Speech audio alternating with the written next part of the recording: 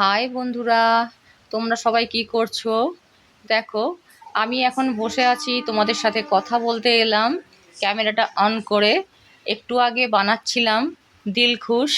বাড়িতে সহজ পদ্ধতিতে কিভাবে দিলখুশ বানানো যায় আমি তোমাদের সাথে একদিন অবশ্যই সেই রেসিপিটা শেয়ার করব। আপাতত এখন দেখো, দেখাচ্ছি তোমাদেরকে। এই যে দেখো, এক টিফিন বক্স বানিয়েছি দিলখুশ। খুব সহজ বানানো, কিন্তু নিজের মতন করে আগে শিখে নেবে, তারপর বানাতে আসবে। 3টে ইনগ্রিডিয়েন্টস মাত্র লাগে। ঘি নেবে কিংবা সাদা তেল নেবে, বেসন নেবে আর চিনি নেবে।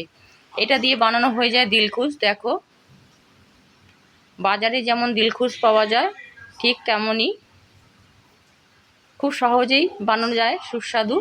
এই দেখো, দিলখুশ বানিয়েছি। কেমন হয়েছে তোমরা অবশ্যই কমেন্ট করে জানিও।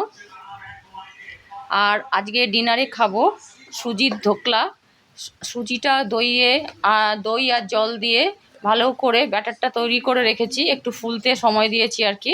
তারপর আর দই দিয়ে এটা করবো আর কি, চাটনিটা সেটাও করে নিয়েছি, সর্ষে, কারি পাতা, হিং দিয়ে আর সামান্য শুকনো লঙ্কা দিয়ে। এখন জাস্ট আমি ধোকলাটা বানানোর জন্য আমি কড়াইয়েতে জল দিয়ে একটা স্ট্যান্ড দিয়ে আর একটা পাত্রে তেল ঢেলে নিয়ে ব্যাটারটা ঢেলে নিয়ে এটা সিদ্ধ হতে দেবো আর কি। ধোকলাটা মেন তৈরি হবে যেভাবে, তোমরা জানোই ধোকলা কীভাবে তৈরি হয়।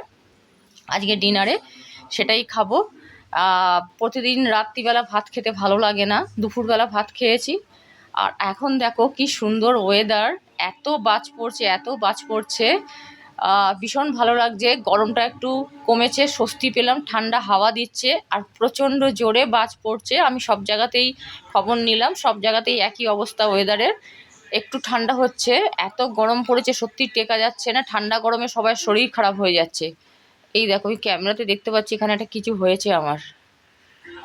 আচ্ছা চলো তাহলে আজকের মতন গুড নাইট। তোমরা সবাই ভালো থেকো, সুস্থ থেকো। আবার তোমাদের সাথে দেখা হবে অন্য কোনো ভিডিওতে, অন্য কোনো সময়। এখন এর মতন টাটা, গুড নাইট।